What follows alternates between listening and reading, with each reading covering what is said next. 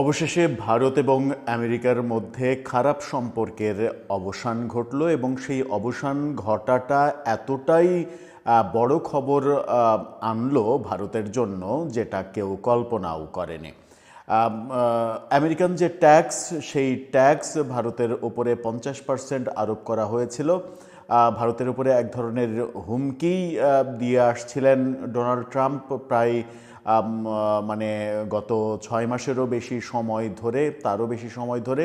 এরই মাঝে ভারত রাশিয়ার সঙ্গে, চীনের সঙ্গে সম্পর্ক মানে বাড়িয়ে নিয়ে এক ধরনের আমেরিকাকে পাল্টা হুমকি দিচ্ছিলেন, কিন্তু সেই সব কিছুর অবসান ঘটে গেছে গতকালকে। গত রাত থেকে ভারতীয় গণমাধ্যম, আন্তর্জাতিক গণমাধ্যমের সব থেকে বড় খবর এটি, আমেরিকা ভারতের ওপরে যে ট্যারিফ, সেই ট্যারিফ 50% থেকে কমিয়ে 18%-এ নামিয়ে এনেছে।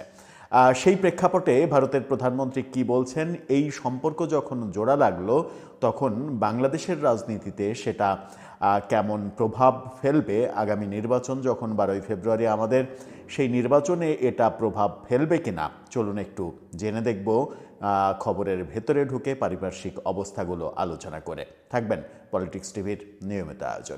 আমেরিকার প্রেসিডেন্ট ডোনাল্ড ট্রাম্প ভারতের উপরে শুল্ক কমিয়ে ফেলেছেন, এই বড় খবরটা গত রাতে সৃষ্টি হয়েছে এবং এই খবরটাকে কেন্দ্র করে বাংলাদেশের রাজনীতির ইকুয়েশনও তৈরি হচ্ছে নতুন করে।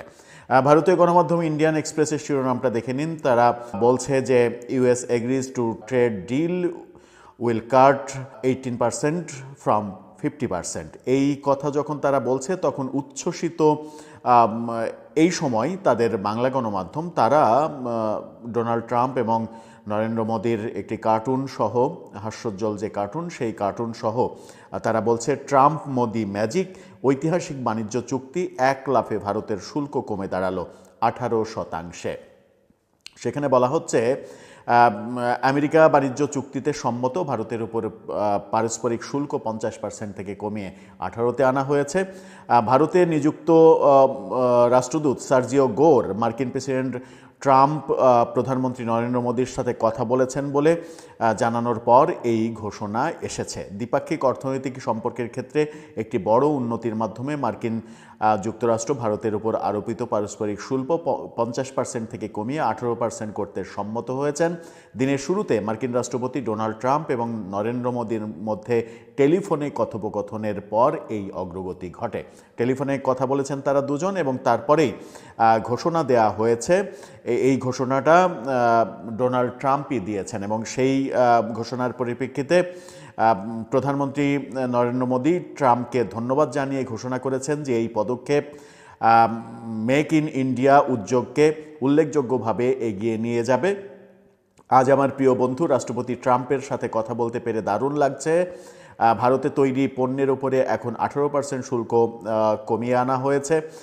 এই চমৎকার ঘোষণার জন্য ভারতের 1.4 বিলিয়ন জনগণের পক্ষ থেকে রাষ্ট্রপতি ট্রাম্পকে অনেক ধন্যবাদ, অর্থাৎ 140 কোটি জনগণের পক্ষ থেকে ডোনাল্ড ট্রাম্পকে ধন্যবাদ জানিয়েছেন নরেন্দ্র মোদী। এই যে ধন্যবাদ জানালেন, তারা তো তাদের দুই দেশের স্বার্থ সংশ্লিষ্ট ব্যাপারে সিদ্ধান্ত নিলেন এবং ভারতের ব্যবসায়ীদের জন্য একটা বড় খবর, অনেক বড় খবর।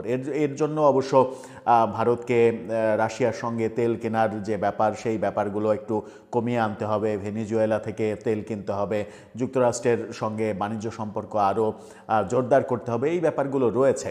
এই ব্যাপারগুলো তো থাকবেই, কারণ কেউ তো আর বিনা স্বার্থে এত বড় ছাড় দেবে না। ডোনাল্ড ট্রাম্পও নিশ্চয়ই বিনা স্বার্থে এত বড় ছাড় দেননি, তার কোনো না কোনো বড় স্বার্থ নিশ্চয়ই, স্বার্থের পারপাসটা সার্ভ হয়েছে, সেই কারণে তিনি রাজি হয়েছেন। কিন্তু এই যে দুজনের সম্পর্ক আবার জোড়া লাগলো, এই প্রেক্ষাপটে বাংলাদেশের রাজনীতিতে সেটা কেমন প্রভাব ফেলবে? বাংলাদেশে 12ই ফেব্রুয়ারি নির্বাচন এবং নির্বাচনের প্রাক্কালে আমেরিকা জামাতের দিকে ঝুঁকে গেছে, ভারত বিএনপির দিকে ঝুঁকছে, এই যে খবরগুলো প্রচারিত হচ্ছিল, এই খবরগুলোর কি কোনো পরিবর্তন হবে? আমেরিকা ভারতের বন্ধুত্ব যখন জোড়া লাগলো, তখন কি তারা সম্মিলিতভাবে বাংলাদেশের রাজনীতিতে এবার মাথা ঘামাবে? দুইজন দুই পক্ষে না থেকে দুইজন কি একই পক্ষে আসবে? সেই একই পক্ষে আসলে বিএনপির দিকে ভিড়ে যাবে নাকি জামাতের দিকে ভিড়ে যাবে? এই প্রশ্নগুলো আসছে।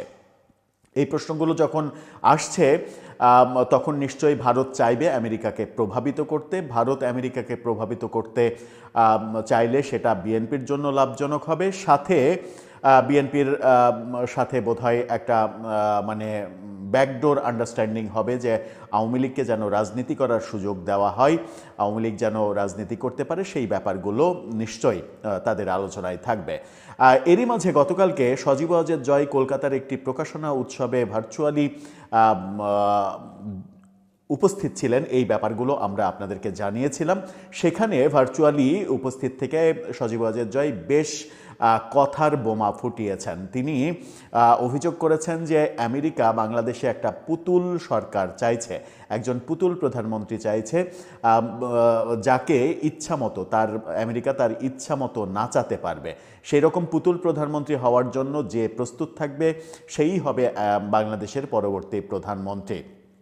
আওয়ামী লীগকে বাদ দিয়ে শুধুমাত্র দুই দলের এই যুদ্ধ, এটা ভোটের রেজাল্ট আগে থেকেই অনুমিত, আগে থেকে নির্ধারিত থাকা, এই ব্যাপারগুলো তিনি বলেছেন। এবং এই ক্ষেত্রে পুতুল সরকারের ব্যাপারে সজীব ওয়াজেদ জয় অনেকটা বিএনপি এবং তারেক রহমানের দিকে ইঙ্গিত করেছেন যে আমেরিকা তারেক রহমানকে পুতুল প্রধানমন্ত্রী হিসেবে বাংলাদেশে চাইছে কারণ তার ইচ্ছা মতো যেন নাচাতে পারে। এটা যেমন বলেছেন তিনি, তেমনি বলেছেন যে বিএনপি প্রথম থেকেই গণভোটের বিপক্ষে ছিল, আমেরিকান প্রেসক্রিপশনে তারা গণভোটের পক্ষে গিয়েছে। সর্বশেষ হ্যাঁ ভোটের যে ক্যাম্পেনের কথা তারেক রহমানের সরাসরি রাজনৈতিক মঞ্চে বলা, সেটাও আমেরিকান প্রেসক্রিপশনে তিনি বলেছেন। এরকম বক্তব্য সজীব ওয়াজেদ জয়ের মুখ থেকে গতকালকে শোনা গেছে। তার মানে সজীব ওয়াজেদ জয় বলতে চাচ্ছেন যে আমেরিকার ডিপ স্টেট, আমেরিকা এখনও বাংলাদেশের রাজনীতিতে মাথা ঘামাচ্ছে, বাংলাদেশের রাজনীতিকে নিয়ন্ত্রণ করার চেষ্টা করছে, এবং নিয়ন্ত্রণ করার জন্য বাংলাদেশের বর্তমান যে দুই দলের মধ্যে লড়াইটা হচ্ছে, সেই দুই দলকে যাদেরকে বেশি বাগে আনতে পারবে তাদের দিকেই আমেরিকা ঝুঁকে পড়বে, এরকম একটা কথার ইঙ্গিত সজীব ওয়াজেদ জয়ের কথার মধ্যে আমরা পেয়েছি। সব মিলিয়ে মানে এই সজীব ওয়াজেদ জয় যে ভাষণটা দিয়েছেন, সেই ভাষণটা কিন্তু আমেরিকার এই শুল্ক কমানোর ঘটনার আগে বলেছেন শুল্ক কমানো অর্থাৎ ভারত এবং আমেরিকার বন্ধুত্ব আবারও নতুন করে জোড়া লাগা। ভারতে আমেরিকার নতুন রাষ্ট্রদূত আসার পরে এই ঘটনাটা ঘটল, এবং অনেক আগে থেকেই আলোচনা হচ্ছিল যে ভারত এবং বাংলাদেশের নতুন দুইজন রাষ্ট্রদূত পাঠানো হচ্ছেই আমেরিকার এই সাইডটা নিয়ন্ত্রণ করার জন্য, এবং ভারতের যিনি রাষ্ট্রদূত রয়েছেন তাকেই মূলত পুরো দক্ষিণ এশিয়াটার দেখভালের দায়িত্ব দেয়া হয়েছে। তাহলে কি ব্যাপারটা এরকম দিকে যাচ্ছে যে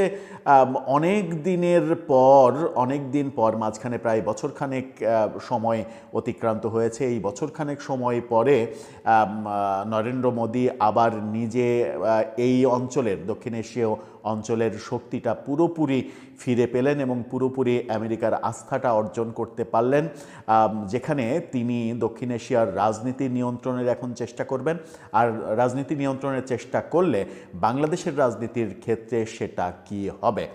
ভারতে অবস্থান করছেন ক্ষমতাচ্যুত প্রধানমন্ত্রী শেখ হাসিনা। তিনি অবস্থান যখন করছেন, তাকে যখন ভারত আশ্রয় দিচ্ছে, তাকে কেন্দ্র করেও ভারতের নিশ্চয়ই কোনো একটা নকশা রয়েছে।